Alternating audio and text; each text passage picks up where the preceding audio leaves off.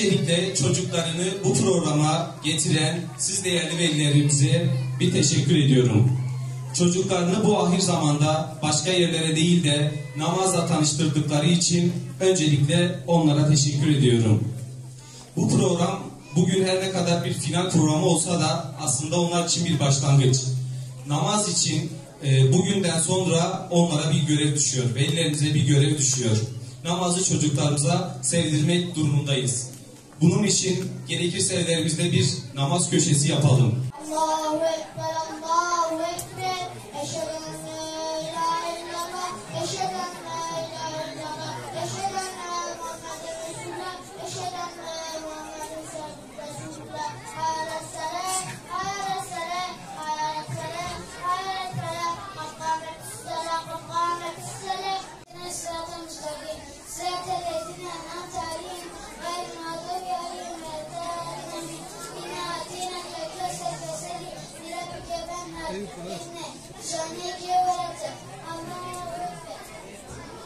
Semiyallahu limen hamide. Allahu Ekber. Allahu Ekber.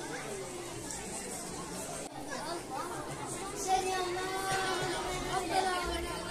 Allahu Ekber.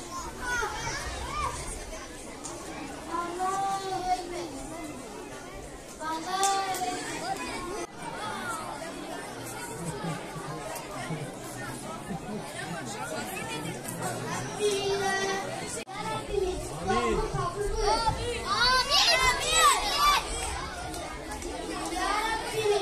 Sen bizi doğru yola getirdikten sonra